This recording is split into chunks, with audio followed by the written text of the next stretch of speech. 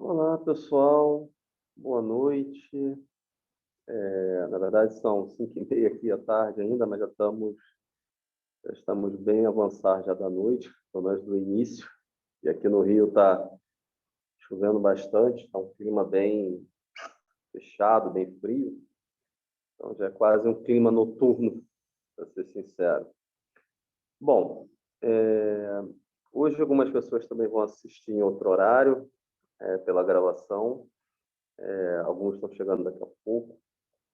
E hoje a gente começa mais um módulo, sobretudo pensando nessa experiência do sensível visual, que é um dos temas que tem sido discutido de forma profunda, bem acentuada nas últimas décadas.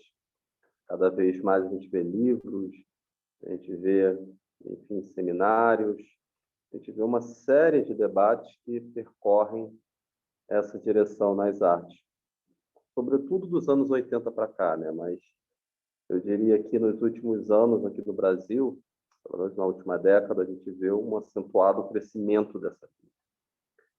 E nada mais é um pouco do que pensar o que é a experiência visual, o que é que a gente percebe, o que a gente apreende, o que a gente denomina como esse campo do visível e outras coisas.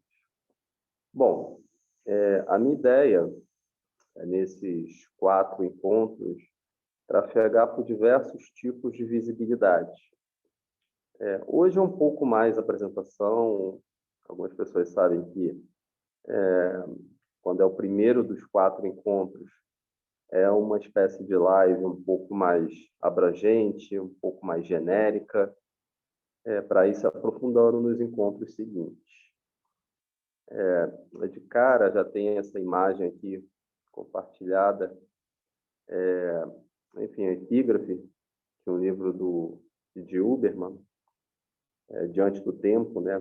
Ele cita uma passagem do Walter Benjamin, em que ele diz que a maneira como o passado recebe a impressão de uma atualidade mais avançada é dada pela imagem na qual ele está compreendido. E essa penetração dialética, essa capacidade de tornar presente as correlações passadas, é a prova da verdade da ação presente. Isso significa que ela acende o pavio do explosivo que jaz naquilo que foi.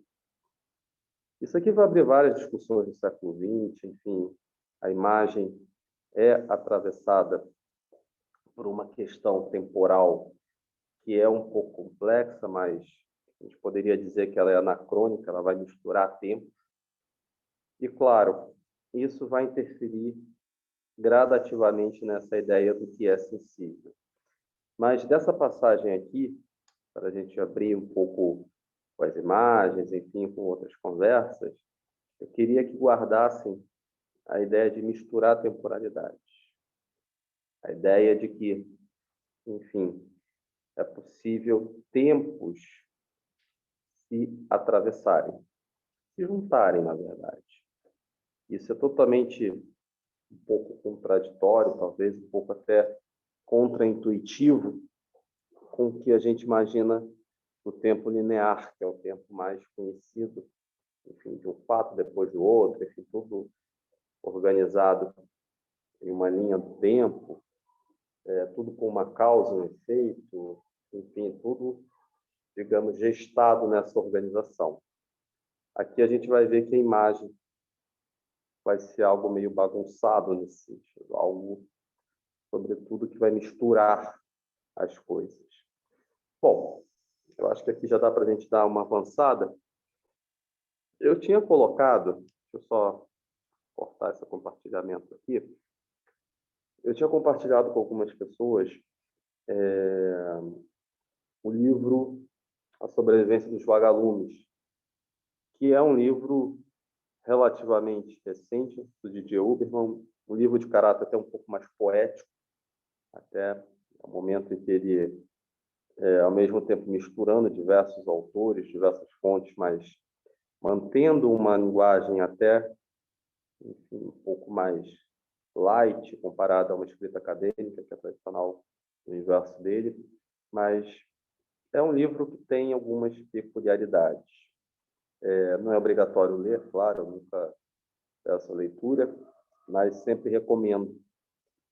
E naquele livro específico, ele parte de uma conversa que ele tem com Pasolini, cineasta, o teórico, enfim, que ele até organizou uma exposição sobre a obra dele, recentemente também.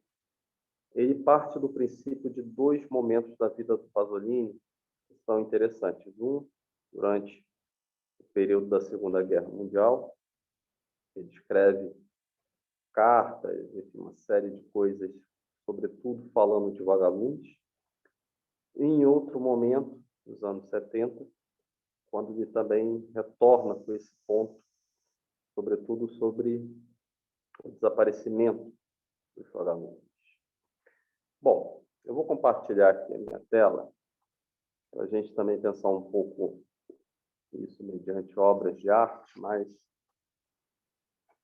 é interessante a gente pensar como existem conceitos, ou melhor, discussões que podem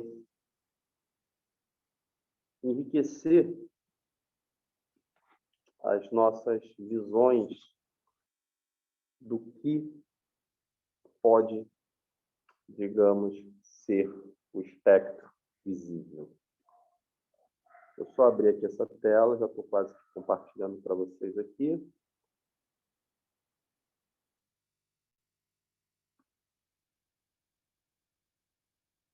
Enfim, esse aqui é meu tablet, gente. Para quem estiver acompanhando, aparecem algumas mensagens.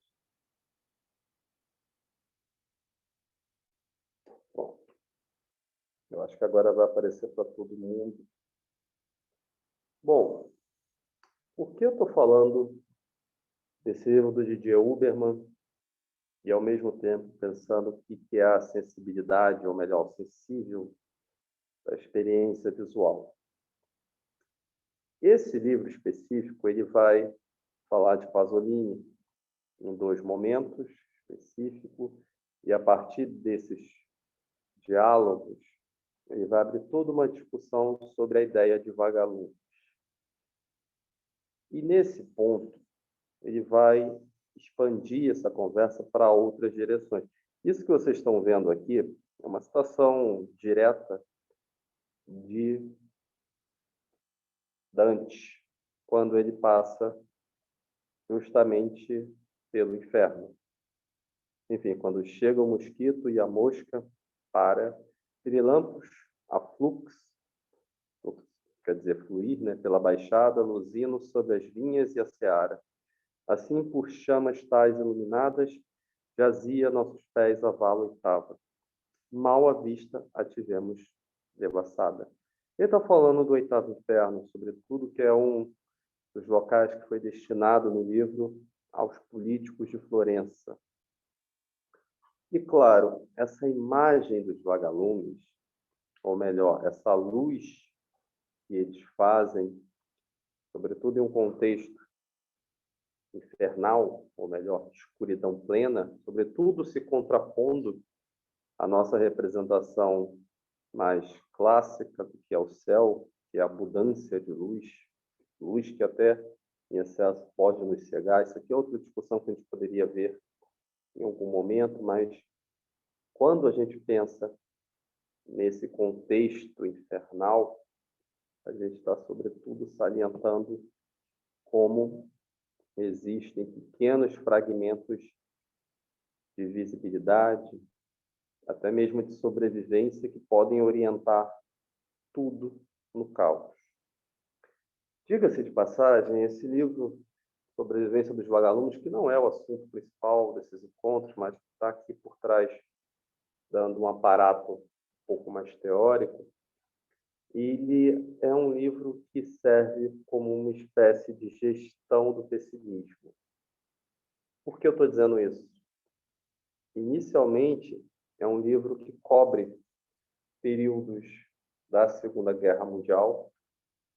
Pasolini está ali na Itália, ainda um jovem, vivendo nesse contexto de guerra, da qual ele tem uma experiência poética até com vagalumes, das quais ele analisa como uma espécie de subterfúgio, como uma pequena escapatória e outras coisas perante aquele caos. E um pouco nos anos 70, quando ele diz que no meio daquele momento ali conturbado da Itália, não só por questões políticas, mas também culturais, esses vagalumes teriam desaparecido. Dentro do livro, é até interessante que ele fala a ideia de nos tornarmos vagalumes. A ideia de que o vagalume pode ser uma força diagonal que atravessa as coisas. Algo semelhante com a ideia de imagem que a arte pode oferecer. E por que isso é importante? A gente vai ver que os vagalumes são uma espécie de termômetro, ou melhor, de conceito que serve para a gente pensar o que é visibilidade. A gente sempre espera da visibilidade algo dado, algo, sobretudo, paralisado, entregue para o leitor, melhor, para quem está ali um grau de expectativa ou até mesmo de experiência com alguma obra de arte. Como se o visual, ou seja, que é capaz de ser visto, fosse algo, digamos, entregue e também compartilhado. Compartilhado, às vezes, erroneamente, na consideração de que é tudo visto por todos da mesma maneira. Por que a gente está falando tanto de vagalume? Os vagalumes somem, reaparecem, ou melhor, eles entregam uma ideia de aparição e não necessariamente de exposição. As palavras podem ser próximas, mas não significam a mesma coisa. Aparecer está na ordem de algo que, digamos, surge, resplandece, e é até da ordem do acontecimento. Não há, digamos, uma organização para algo aparecer totalmente calculado, totalmente planejado. Existe uma margem de manobra que aponta que o que aparece está também no campo da imprevisibilidade. Isso ao contrário da exposição, que é algo já feito e produzido para ser exposto.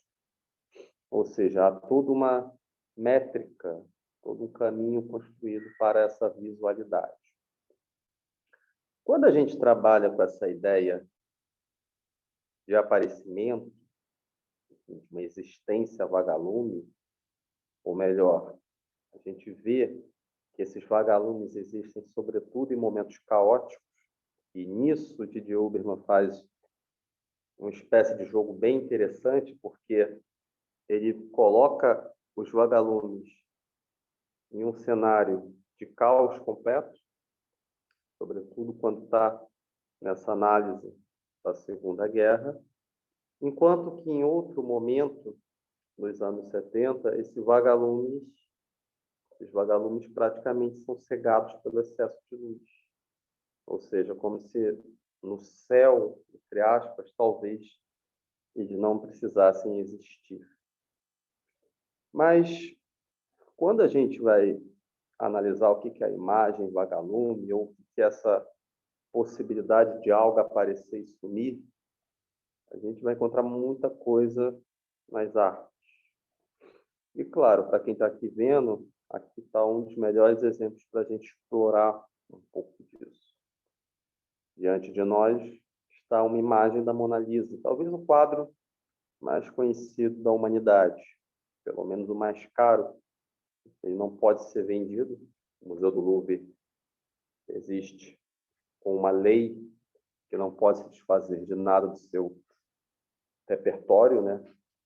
Mas sabemos que é o quadro talvez mais valioso do mundo, né? E nisso até, para quem tiver curiosidade, pode até estudar como é que isso foi construído. Até o início do século XX, a Mona Lisa não era tão importante quanto passou a ser depois que ela foi roubada. Ela era um quadro perante outros em uma sala, mas que desapareceu, que virou até um ponto de peregrinação, a partir do momento que ficou só a marca da parede do local que ela ocupava. Mas, pensando um pouco específico nessa imagem, por que é interessante a gente estudar um pouco dos regimes do que é visível ou da experiência do visível nela? Talvez por um ponto bem conhecido, mas que, ao mesmo tempo, é também motivo de sarcasmo, de ironia, que é o sorriso de Mona Lisa. A gente sabe que esse quadro é um retrato específico, possivelmente da mulher de comerciante, uma encomenda efetuada a Leonardo, mas que a gente vê técnicas empregadas que são, digamos, bem distantes do que a gente vê na maioria das pinturas que estão naquele contexto ali do Renascimento, até do próprio Leonardo em outras obras. E do que eu lhes digo, quando foi feito os detalhes da face, em torno dos olhos, abaixo do nariz, o entorno da boca, e, claro, alguns momentos do segundo plano, o Leonardo utilizou uma técnica de diluir um pouco o contraste das cores, fornecendo uma espécie de degradê ou variação de cores que poderia ser captado de forma distinta pelo espectador. E por que isso é interessante? Isso significa dizer que, se pudéssemos olhar o quadro em alta resolução, claro, ou pelo menos de frente, sabemos até que o Louvre é bem complicado para isso, devido a ser quase um espaço de peregrinação, onde hoje se situa a Mona Lisa. A gente vê milhares de fotos, uma espécie de caminho quase de ponto turístico. Naquele quadro, ou melhor, nesse que está diante de nós, aqui é uma cópia, claro, e ainda temos toda a questão de diminuir a capacidade de transmissão, ou até mesmo mudar cores devido à transmissão do próprio programa, ou também da recepção na casa de vocês também. Além disso, quando a gente coloca um vídeo em algumas plataformas, ele é compactado ainda, para ocupar menos espaço, e isso acaba diminuindo a capacidade do áudio, a capacidade da imagem. Enfim, existem diversos fatores que podem mudar ainda mais essa foto virtual que está sendo exibida agora.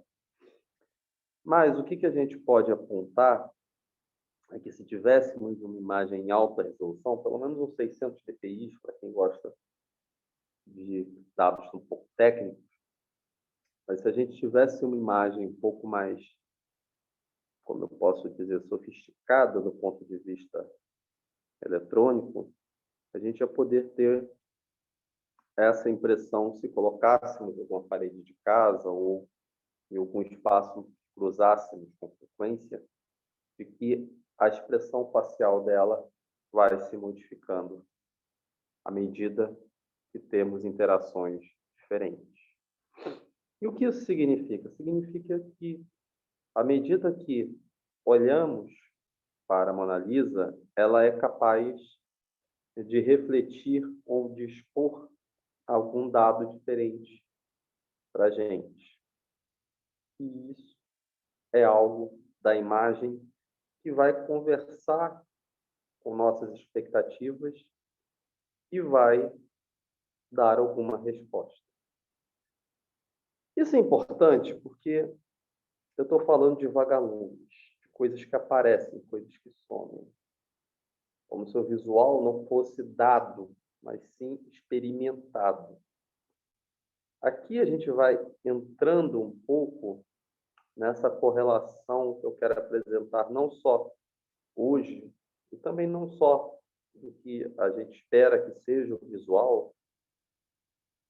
Uma nota de rodapé que poderia dizer é: não vemos somente com os olhos, a gente pode ter outros sentidos que são capazes de nos alimentar e provocar visibilidade, é bom lembrar o impacto do som, do toque, até mesmo do local que a gente se encontra quando entra em contato com alguma obra de arte. Isso tudo vai interferir no nosso contato com as obras. Agora há pouco eu falei da imagem dialética, eu abri o encontro de hoje com uma citação do Walter Benjamin, e ele dizia que era uma espécie de mistura de tempos, presente, passado e até mesmo um pouco do futuro. Se a gente pensar que vivemos no presente alargado. Mas, se a gente trouxer isso aqui para esse exemplo mais prático, a gente vai poder ter uma ideia de que é uma obra construída no século XVI, que já misturou técnicas e temporalidades distintas, mas que sobrevive chegando até o nosso contemporâneo e que tem um diálogo com cada um que carrega suas mais diversas memórias. E, mediante essas memórias, coisas podem aparecer ou não em obras de arte. Para quem está pensando, enfim, na obra não somente do ponto de vista de uma pintura, de um quadro, a gente pode imaginar como, hoje em dia, os artistas utilizam-se de instalações ou outros elementos artísticos para trabalhar nessas visibilidades.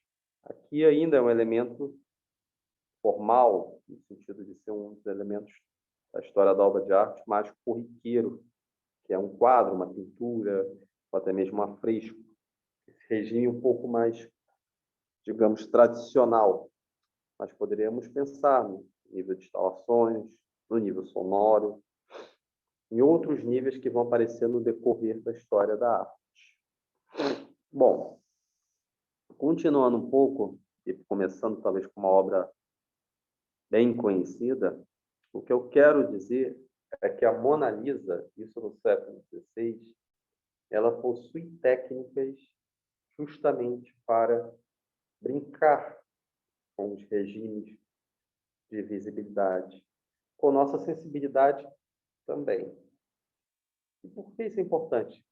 Se a gente destacar que Leonardo sabia que podia, de alguma maneira, brincar com o espectador, isso já apresentando quanto a percepção, às vezes, de algo é mais importante do que sua total compreensão ou entendimento, ou seja, o que pode aparecer ao espectador é mais importante do que expor algo de forma, digamos, pacífica, tranquila ao espectador. Isso, com o tempo, vai ser amplamente aprofundado na história da arte.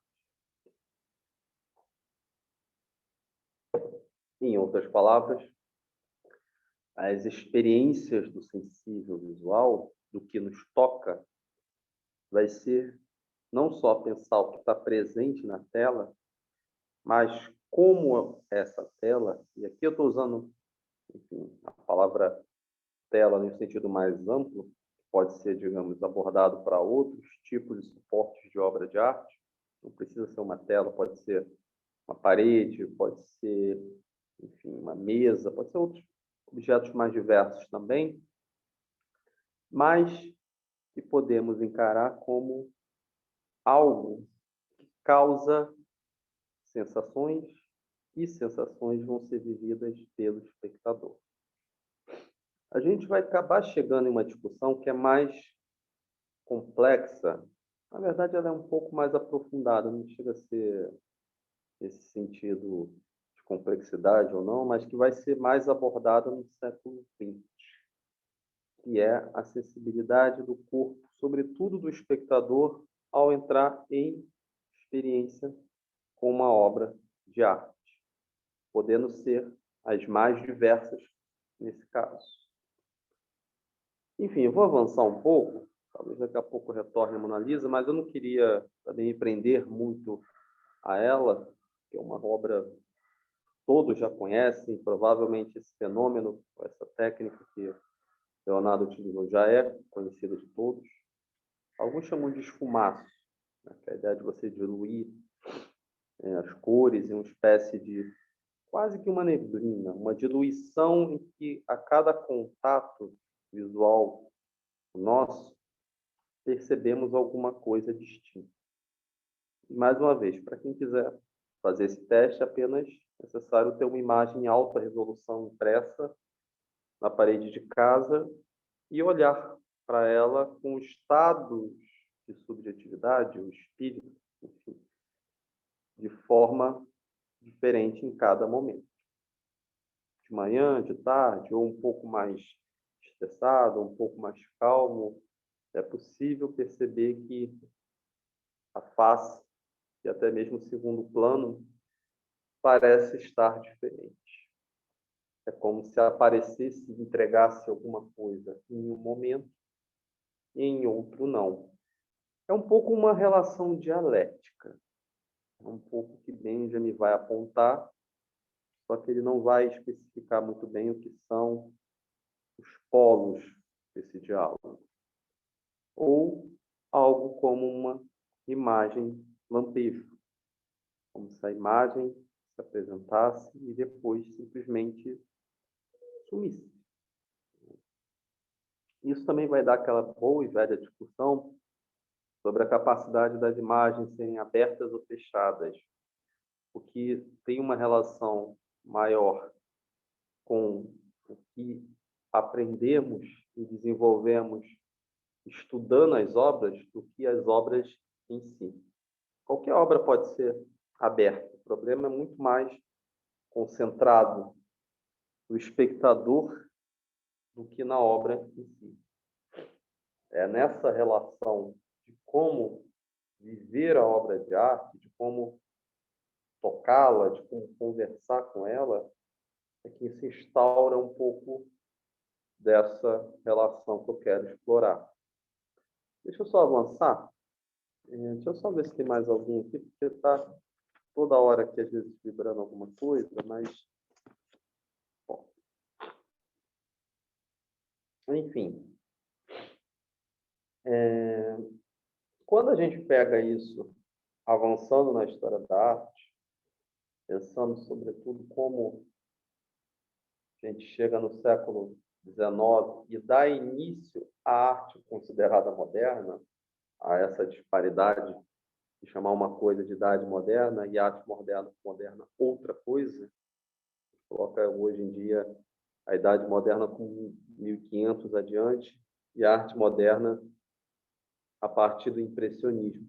Eu não gosto muito dessas designações temporais, até porque quando chegamos ao impressionismo, a gente pode destacar que isso aqui já existia em fragmentos, em rascunhos e outras coisas nos períodos anteriores, ou melhor, na primeira metade do século XIX.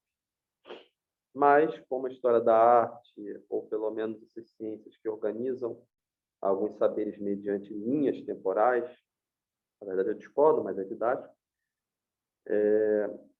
posicionam o impressionismo a partir de um quadro do Monet, daqui a pouco até eu passarei por ele, ou, melhor, como algo que existiu ali na segunda metade do século XIX e que acabou, enfim, pouquíssimo tempo.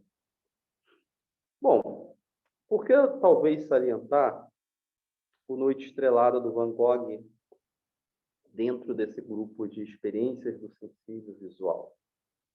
É bom lembrar que é uma obra bem conhecida também. Praticamente todos que tiveram alguma relação com arte, em algum momento conhecem, nem que seja pelo céu, pela noite ou por outros elementos.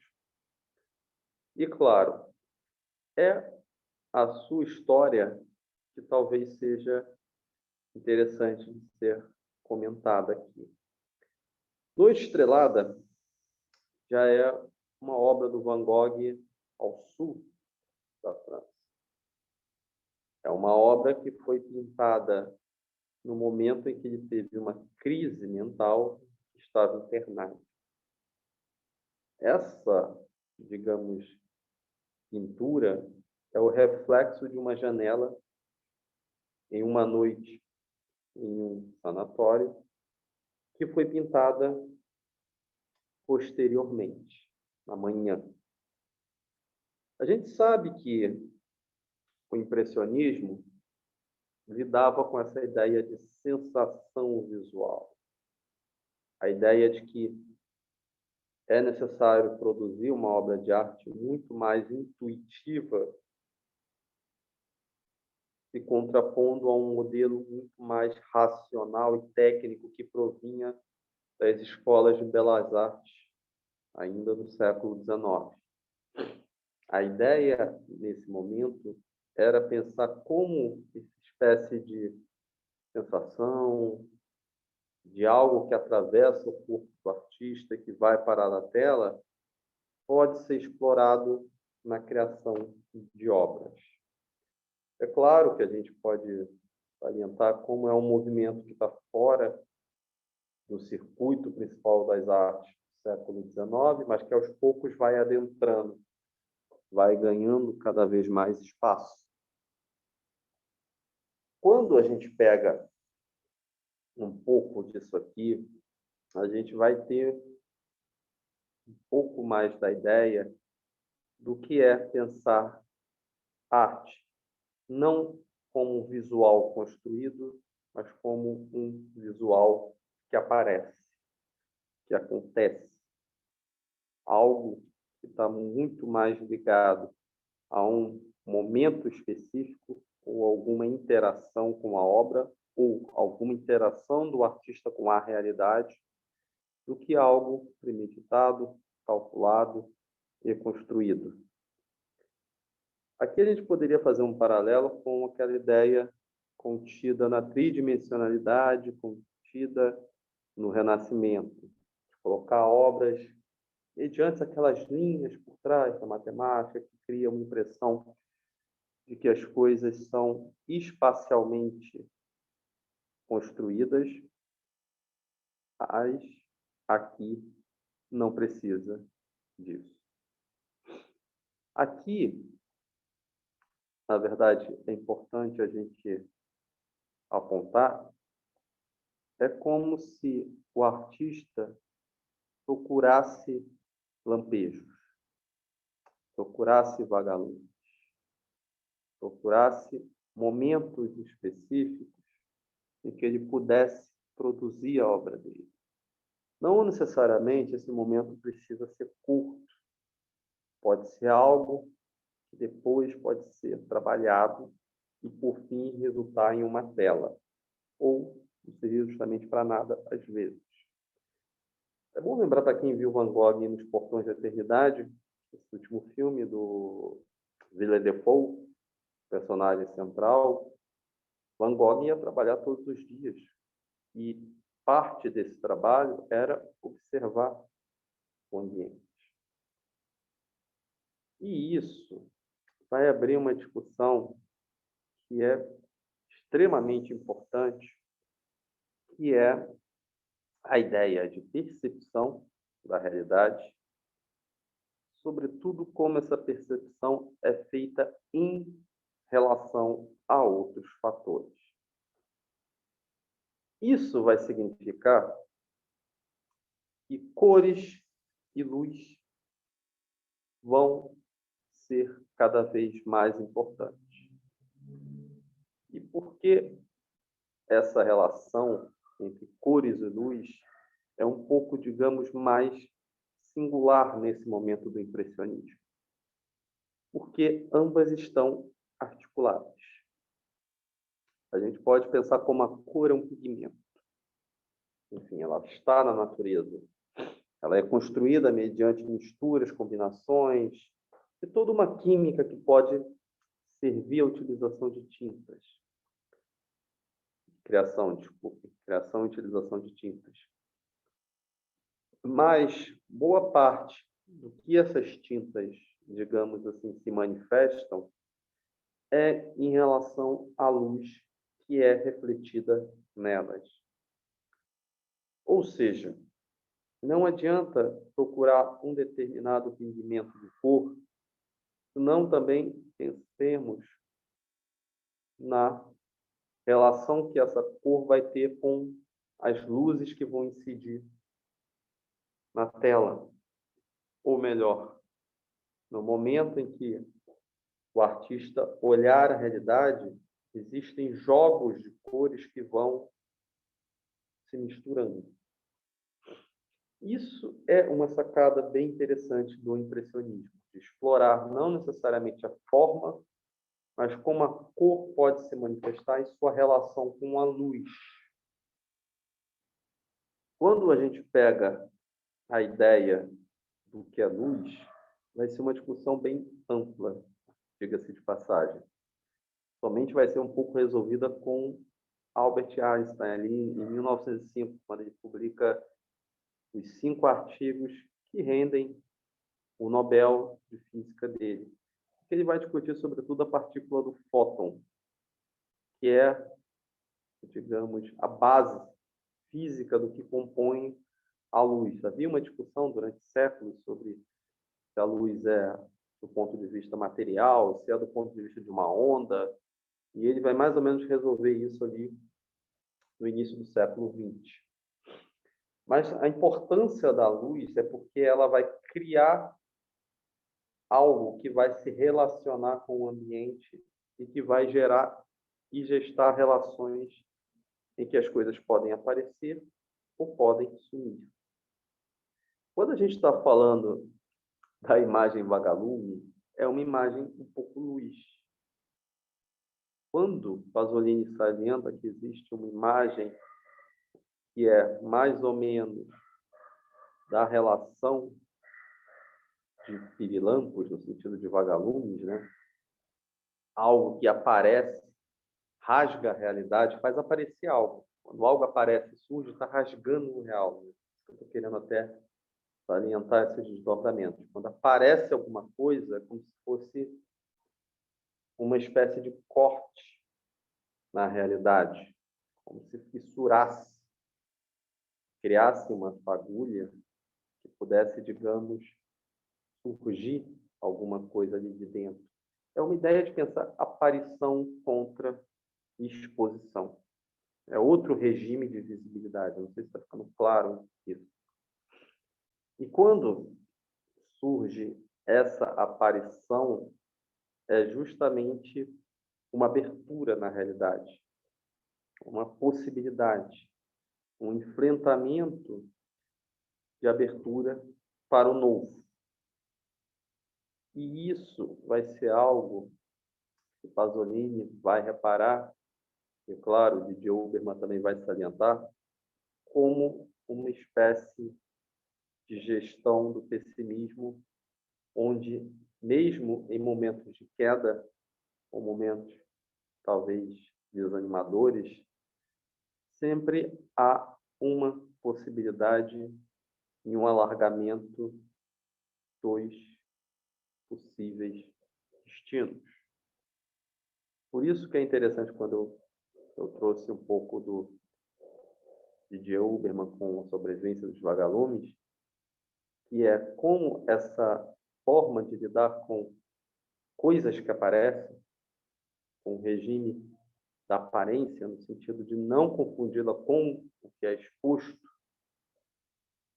que a gente deveria ter com as obras de arte. Pensar o que pode aparecer e não o que deveria ser necessariamente exposto.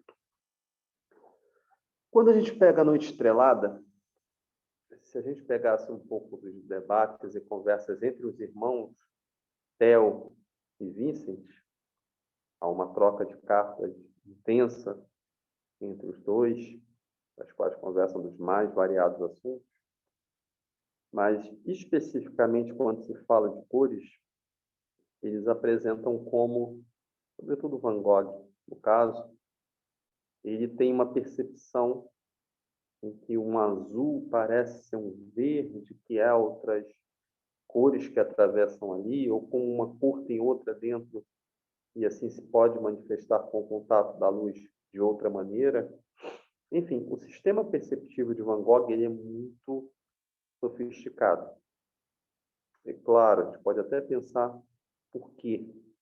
Podemos supor várias coisas, desde, enfim, estados alterados da realidade, uma percepção corporal mediante algum atravessamento mental, enfim. Existem várias possibilidades para a gente pensar porque Van Gogh tem um sistema diferenciado de percepção da realidade. Mas o que podemos dizer e apontar é que ele, graças a essa sensibilidade, talvez seja a melhor palavra, né? Essa apreensão do visível, criou obras como essa. Criou uma obra em que ele estava na janela, à noite do hospício, que ele ficou internado, mas mesmo na noite mais escura, ele viu luz e brilhos em movimento pela janela. Como se as coisas estivessem em movimento, como se as coisas fizessem relações entre si. E aqui a gente está falando de cores. Como se as coisas desfronteirizassem. Poderia até ser deformassem também. Como se as coisas não fossem medidas pelos seus limites, mas, sobretudo, pelas contaminações e trocas que ocorrem em seus contatos.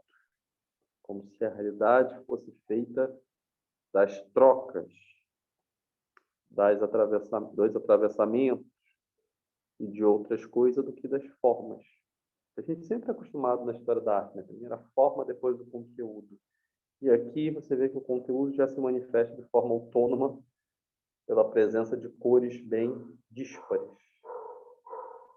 O que a gente pode concluir, pelo menos de uma forma talvez preliminar, é que a cor simplesmente aparece e se manifesta em relações com outras coisas.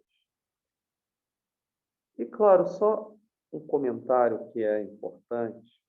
Quando o impressionismo apresenta essa mudança, né, do tipo, sem luz não há cor, né?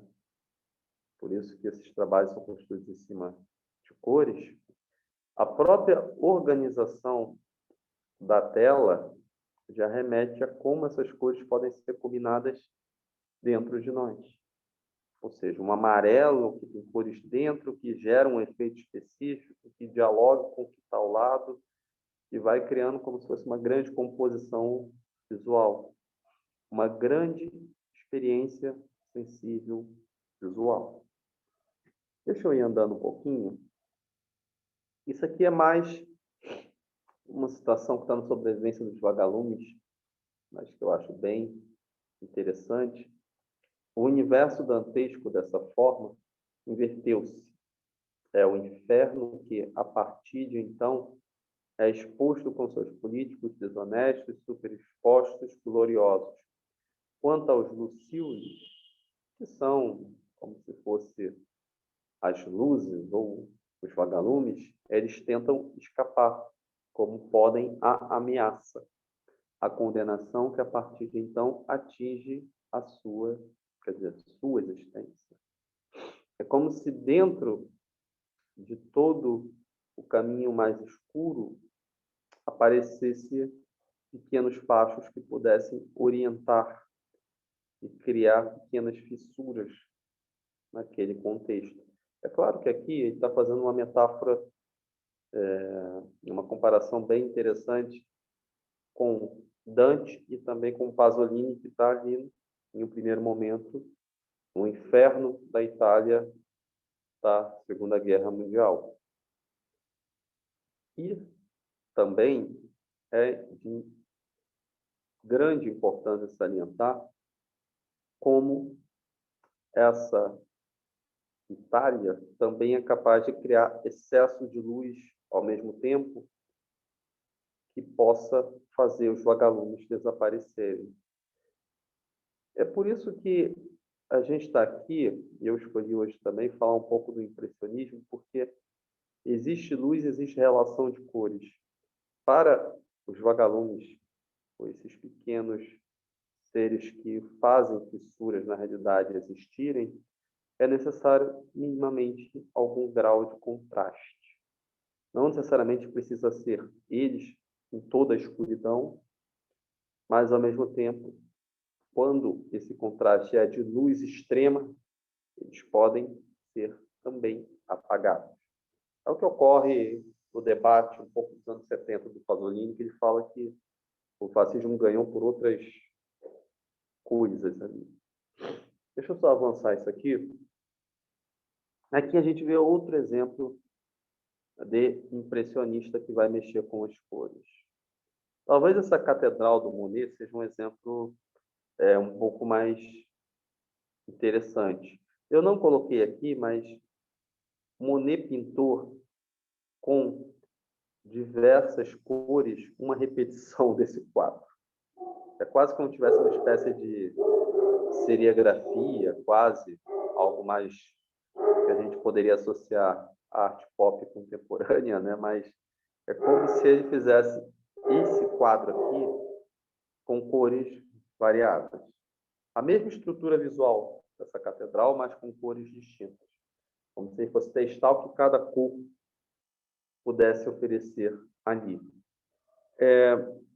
Para quem gosta desse debate de cores, luz, em certa medida isso aqui vai recair um pouco na física.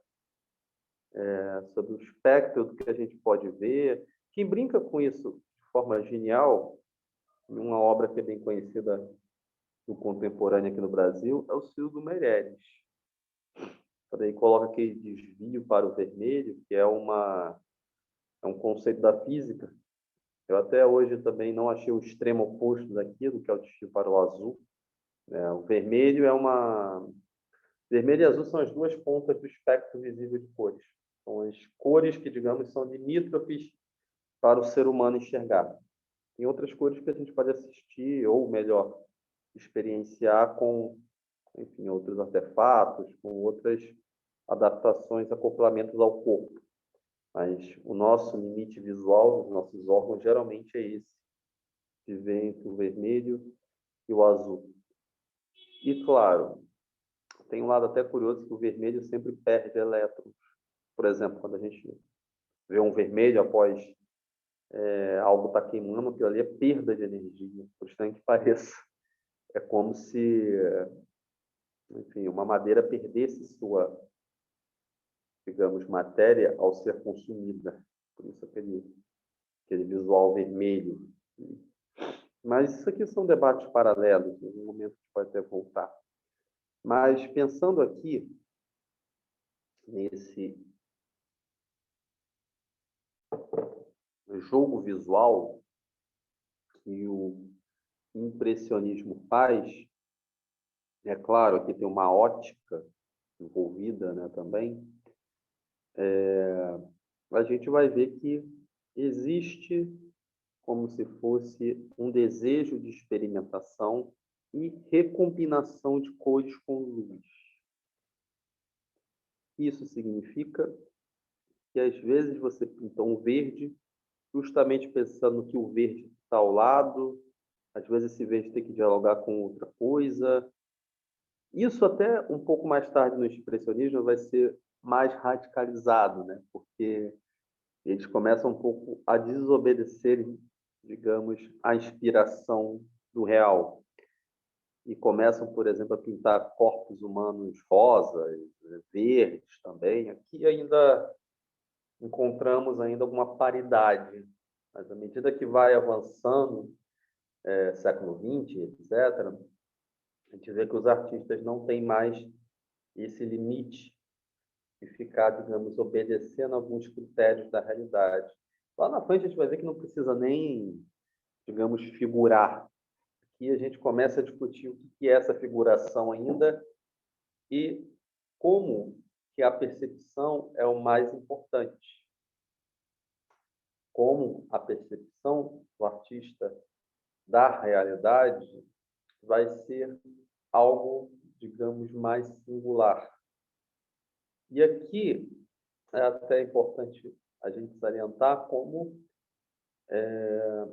essa observação da realidade começa a alimentar uma ideia de você ir para os campos pintares, de você sair do ateliê para viver o sol do dia, ou viver as luzes do ambiente. Pode pensar também no inverso, tem muitos quadros que são de inspiração noturna, mas que o que vai importar é essa relação com as luzes. Não necessariamente luzes naturais, podem ser luzes provocadas por iluminação de fogo ou outras coisas, mas que vão contaminar o ambiente, vão alimentar, a palavra não é boa, mas vai distorcer as cores que somos capazes de ver. Para quem está pensando que seria isso na prática, é apenas imaginar que com uma vela na mão de noite, uma parede que é branca deixa de ser branca. Com uma vela, digamos, caminhando por um local que tenha azulejos azuis, não é os mesmos azuis que vemos com outro tipo de luz ou iluminação. Então, o que começa a avançar é que há uma relação de cores e percepção. Não é à toa que a gente começa a ver que há sempre fontes de luz muito fortes.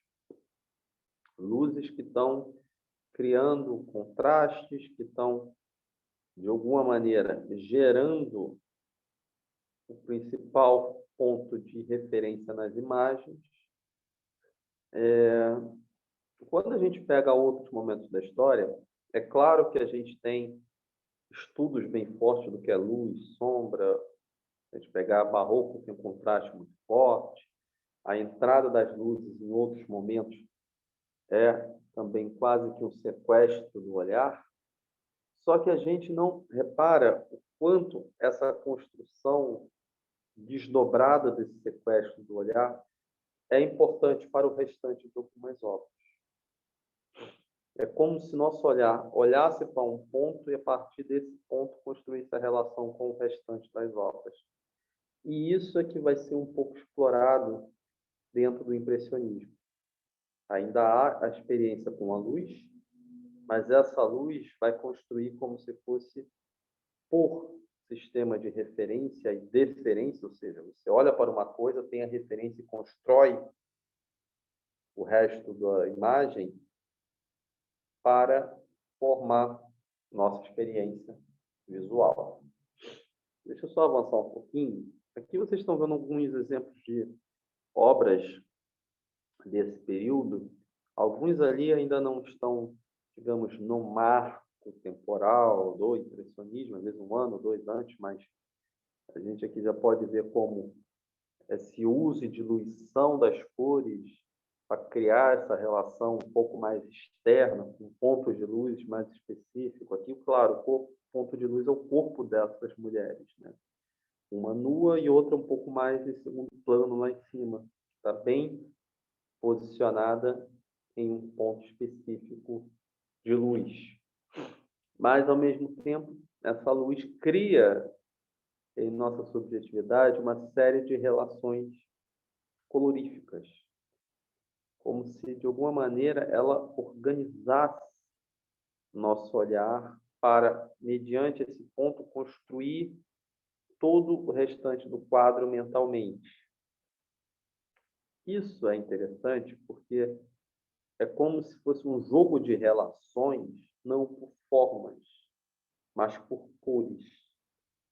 Quando a gente pega o impressionismo, vai ser o primeiro tubo de ensaio que lá na frente vai servir quase que como uma experimentação para alimentar o abstracionismo. Porque aqui a gente vê que esse sistema de cores mistos, ainda em relação a uma coisa e outra, mas mantendo o figurativismo, vai ser explorado dentro do abstracionismo, que é cor, sobretudo cor sem forma, ou formas desformes. É como se dentro daqueles quadros do abstracionismo lá na frente ocorressem combinações, enfim, entre uma cor amarela com uma cor vermelha, que podem estar dentro, podem estar fora, não necessariamente precisa estar uma ao lado do outro, pode estar uma atravessando a outra. E isso é importante se a gente reparar como a pincelada ou como o trabalho na tela pode compor, não tintas, digamos, aspas, puras, mas tintas que são de 3 a 4 ou até mais tonalidades de cor. Eu sempre saliento como, em última instância, quando a gente discute cor, tem um lado de classificação bem curioso. A gente sempre temos esse lado de pensar cor dentro do que reconhecemos de azul, amarelo, enfim, cores mais básicas, mas, em último grau, a gente poderia pensar como tem uma variabilidade de cores tão grande que poderia não, são classificados até como, a digno de exemplo, azul marinho com tom não sei o que, às 7 horas da manhã, ainda coloca a localização geográfica. Porque às vezes a iluminação do Rio de Janeiro tem uma luz, dando um exemplo, e o sol, vamos citar um exemplo de Portugal ou de outro local do mundo, manifesta de outra maneira essa mesma cor. É claro que isso é um debate assim, muito mais específico, né? Mas podemos pensar como essa possibilidade da cor é, ao mesmo tempo, em diálogo com a luz. E essa luz não é a mesma. Tanto em um espaço físico, pode pensar como o sol varia durante o dia ou durante as estações do ano em um mesmo lugar, ou até mesmo as cores são alimentadas por luzes artificiais de noite, ou a gente poderia pensar como podemos replicar isso em outros lugares. Deixa eu avançar um pouquinho. E isso ocorre em outros.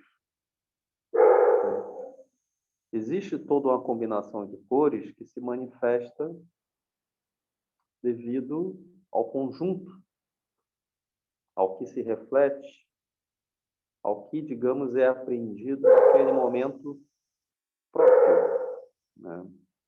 É como se a gente tivesse uma possibilidade de apreensão que ou é feita ou lhe é escapada. E, claro, essa impressão vai se assemelhar até um pouquinho, aqui eu não estou falando, mas às ciências da fotografia que estão ali praticamente no século XX, quer dizer, desculpe, no século XIX como um todo, surgindo e se aperfeiçoando.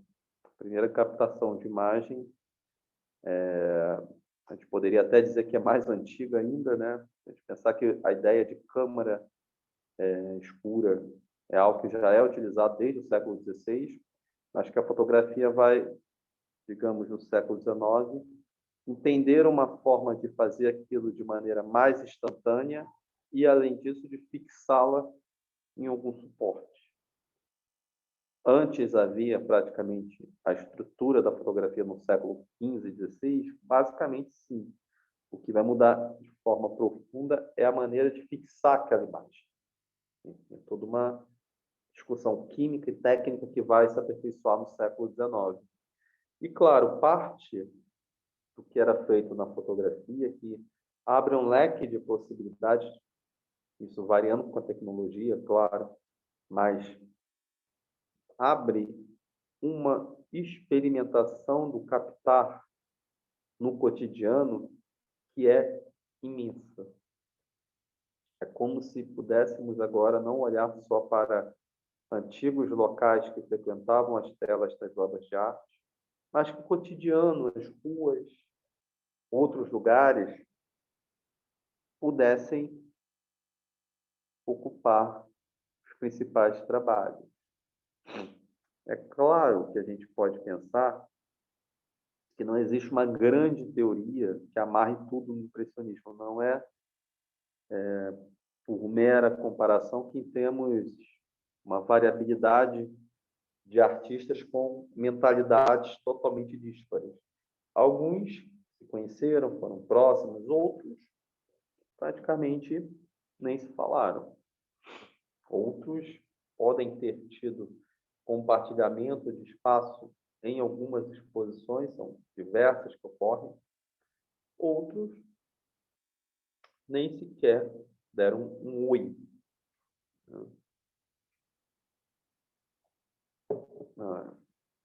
E, claro, essas cores, essa apreensão do real, essa sensação visual, são experiências do sensível visual, que geralmente ocorrem em instantes, em espaços que podem até durar. Se a gente pensar um pouco a nível de cronos, né? Enfim, do ponto de vista de quantificar o tempo em minutos, horas, etc., mas que desaparecem, mas que deixam marcas, deixam subjetividade, deixam coisas que podem virar obras de arte. Como se esse entardecer, esse sol desse Renoir de 1879, que reflete no rio e que cria esse movimento de luz nas águas, pudesse durar para sempre, mas que foi imortalizado para sempre, claro, entre aspas, a gente nunca sabe que esse para sempre pode durar muito pouco, em uma obra que se manteve no tempo. Pode-se até dizer que é quase uma fotografia por outros meios, né? Porque a técnica é com algum grau de semelhança da fotografia, mas, ao mesmo tempo, basta ser semelhante para ser totalmente diferente. É claro que a ideia de luz é um ponto, até hoje, bem forte na fotografia. Claro que a gente tem hoje em dia técnicas de pós-fotografia que são extremamente importantes, né? A gente pode editar fotografias de forma eletrônica, de forma bem ampla, mas nesse momento aqui, ou pelo menos nas produções de foto antes dos computadores, né? A fotografia sofria bem menos edições, ou eram edições mais limitadas. Sempre que houve fotografia, sempre houve uma forma de edição. Tem até os trabalhos que eu estava vendo agora, na verdade, uma reportagem, as 5 fotografias mais que causaram mais efeito ao serem falsificadas, né? E a maioria são fotografias antigas. Diria que pelo menos até, no máximo, a década de 50 do século XX, mas outras são bem anteriores. Deixa eu avançar isso aqui. Isso aqui são outros tipos, né? Aqui a gente vê como é o cotidiano. Não se importa mais com aquele plano, talvez de total compreensão do ambiente, como se fosse uma espécie de construção renascentista em que tem que ter um ponto de fuga no sentido de equilibrar toda a imagem, de equilibrar toda a construção secundária. Não. Alguns elementos até refletem um pouco a hora do dia. Se a gente pensar em sombras no chão, né? A gente sabe que a luz está entrando e está se relacionando com aquilo ali tudo. É muito mais uma impressão do que algo que pode ser, digamos, estabilizado como algo que é exposto. É muito mais uma aparição que deu para ser captada em tal horário do que algo definitivo para ser exposto como uma verdade absoluta. É muito mais um clique, de certa maneira, uma perspectiva, um olhar muito mais randomizado, no sentido de que aconteceu ali a obra, a inspiração, enfim, a sensação visual, do que algo feito para ser externo em uma pose. Se a gente reparar, é como se fosse um fotógrafo um pouco, aqui eu estou fazendo, claro, uma brincadeira com a função do fotógrafo, mas é como se fosse algo indiscreto. Quase não há poses. Não há algo, digamos assim, que deveria ser parado para ser visto. Muito menos aquelas poses que a gente já tinha, né? Hoje eu mostrei aqui um retrato da Mona Lisa, ela está posando para um artista pintá-la, ou outros quadros que a gente tem memória do século XVI, que estão praticamente em posições específicas. Aqui não, como se fosse um momento do dia. Como se o artista passasse ali e resolvesse, de alguma maneira, colocar numa tela. Mais uma vez, não são telas pintadas rapidamente. Essa impressão pode demorar dias, meses, semanas, ou até mesmo anos para serem finalizadas. Não é um processo que alguns imaginam feito quase que de forma industrial. Claro que a gente poderia até fazer um pequeno comentário aqui do Van Gogh, porque ele tem uma produção quase massiva, muito rápida, né? Foram 10 anos de pintura e, até onde se sabe, quase 900 imagens, não quadros. Aí se inclui, enfim, desenhos à mão, desenhos croquis e outras coisas, mas é muita coisa para um artista fazer em 10 anos. É uma produção quase frenética, até. E bom lembrar que Van Gogh pintou praticamente o cotidiano dele em diversos momentos, os trajetos que ele foi, os locais que viveu. Eu sempre lembro do quarto de Van Gogh, eu sempre lembro até mesmo dos médicos ou das paisagens, quando ele ficou internado, dos campos de trigo, de outros locais que a gente às vezes tem até dificuldade de identificar. Hoje em dia, eu até estava vendo recentemente que uma obra de Van Gogh que representa, se eu não me engano, Helios, que foi até renomeada, ganhou outro título porque um cozinheiro, estudante, um chefe de cozinha, na verdade, fez um estudo bem legal sobre um quadro que estava exposto no Museu Van Gogh e acabou codificando o nome da obra, ganhando outro título mediante essa experiência.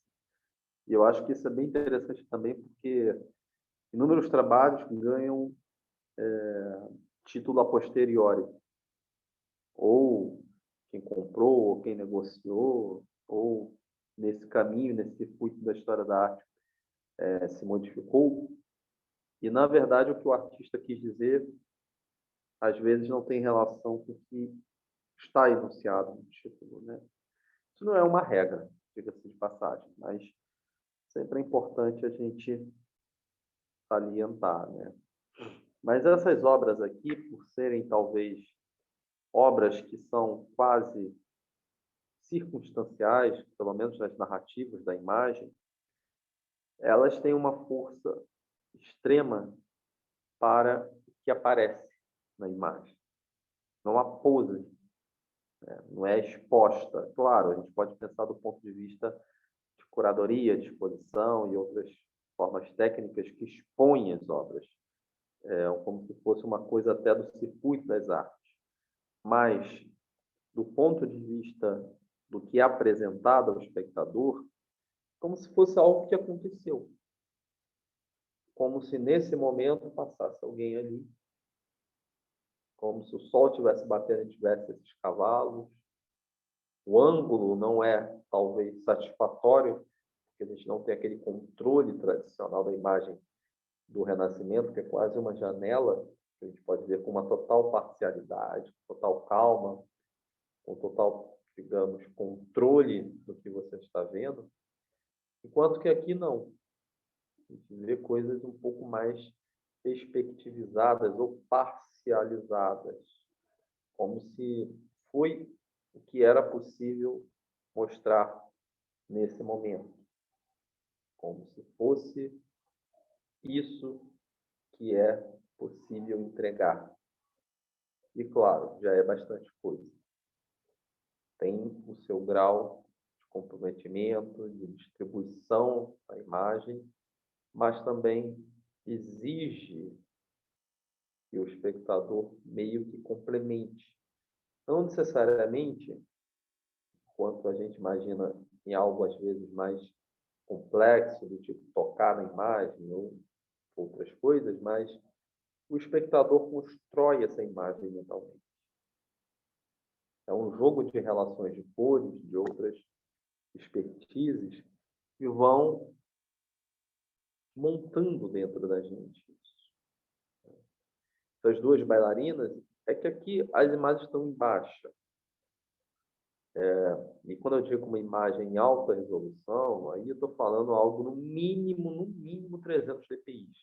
Isso aqui deve estar em 50, provavelmente. Até porque, para manterem essas comunicações de forma mais instantânea, esses aplicativos abaixam a qualidade das imagens, às vezes até de outras coisas como áudio, mas elas originalmente deveriam ter pelo menos uns 300 dpi, que é uma qualidade razoável para a gente publicar em livro.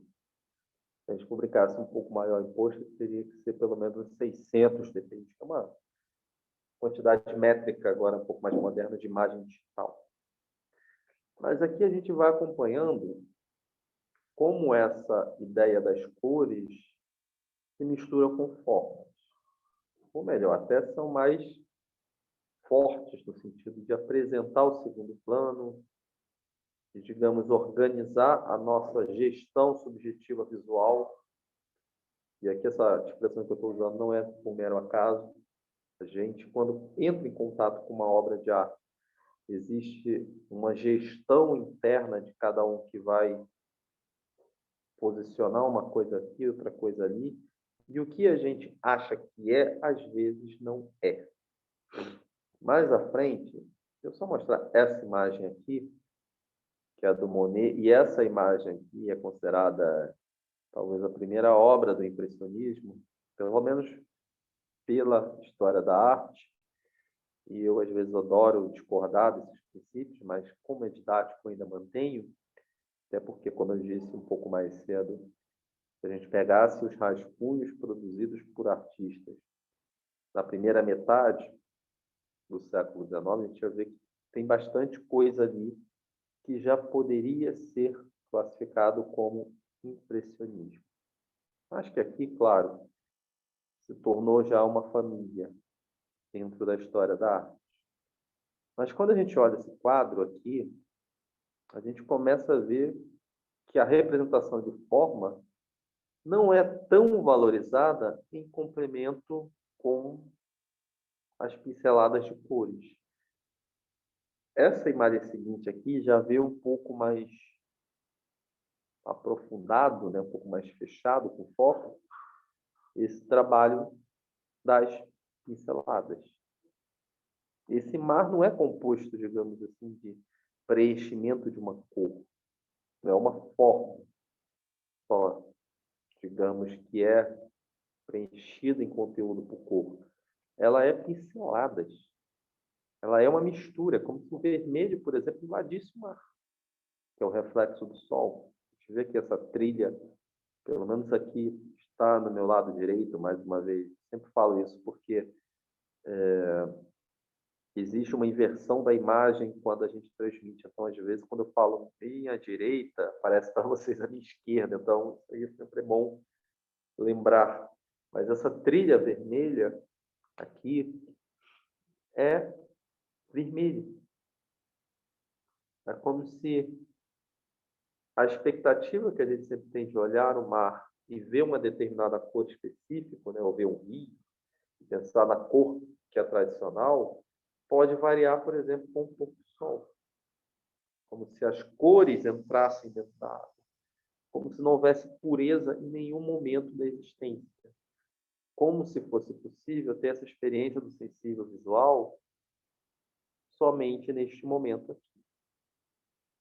É algo que importa, porque se a gente está falando sobre um curso, né, sobre os encontros que eu estou querendo apresentar aqui para vocês sobre experiências do sensível visual, esse visual aqui só se apresenta, não sei, no pôr do sol, no fim da tarde.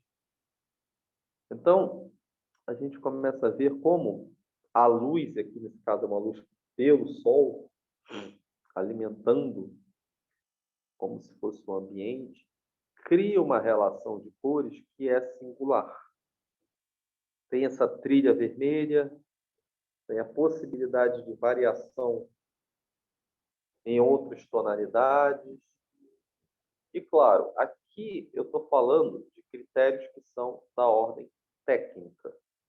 Ou seja, o artista pode estudar, ter um repertório, ter técnicas que podem servir para criar essas cores, criar esse efeito na sua tela.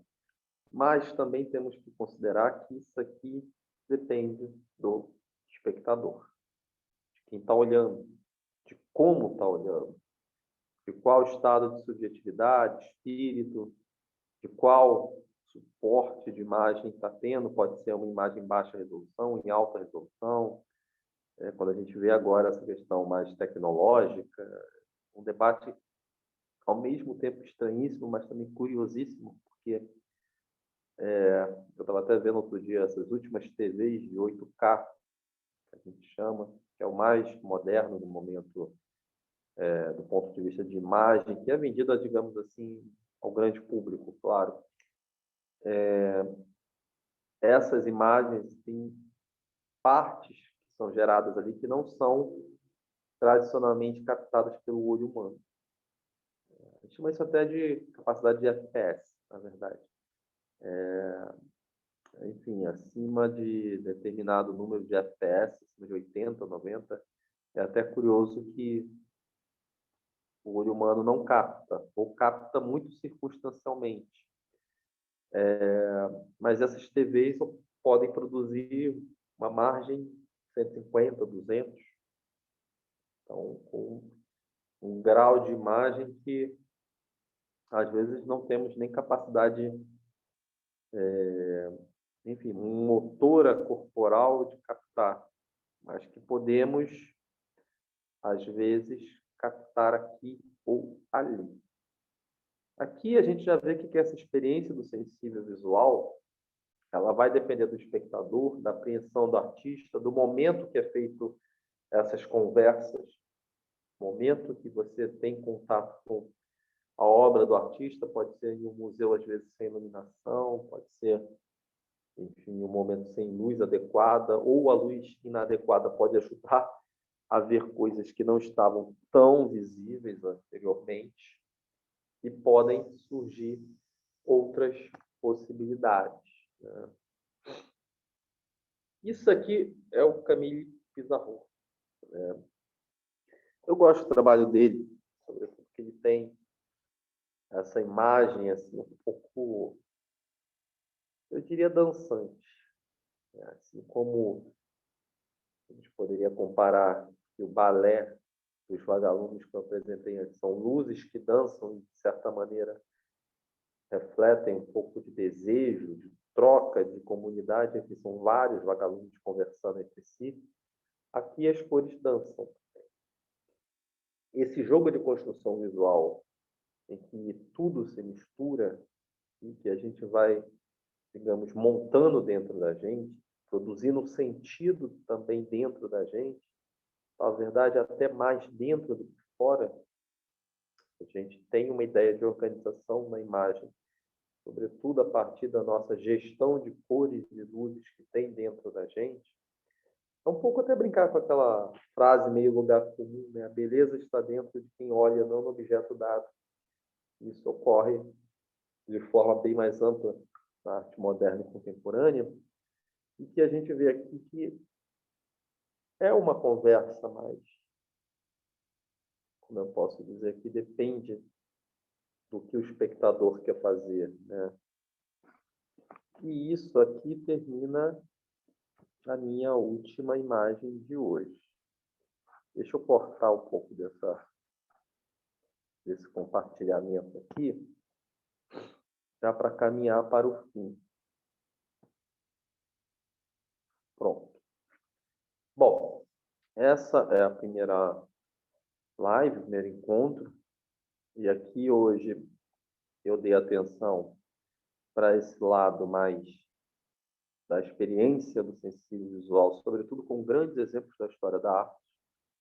Passa pelo impressionismo, que eu acho que é algo que a maioria conhece, ou pelo menos tem alguma ideia mínima do que seja. Passei hoje por a Mona Lisa do Leonardo da Vinci, que também é um exemplo bem conhecido. A ideia é até criar um pouco desse chão, desse solo compartilhado, mediante obras conhecidas. Mas também pensar e chamar atenção como existe experiências do sensível visual que demandam outras coisas de quem está experienciando a obra, quem está sentindo a obra, ou melhor, do corpo de quem se relaciona com isso. E claro, mais uma vez, e para fechar, a gente tem um compartilhamento virtual que demanda pensar o que a técnica que está fazendo aqui mantém compartilhado para todos, o que cada um vê no seu aparelho, televisor ou outras coisas. E, claro, pensar como, na realidade, pode ter outros pontos que deformam leituras que a gente transmite por aqui. Mas, por fim, para fechar, os vagalumes são isso. A ideia de pensar vagalumes com experiências visuais é pensar o que pode aparecer nessas telas e como elas aparecem. Como existe a importância da gente criar relações com o espaço visual. Bom, eu estou terminando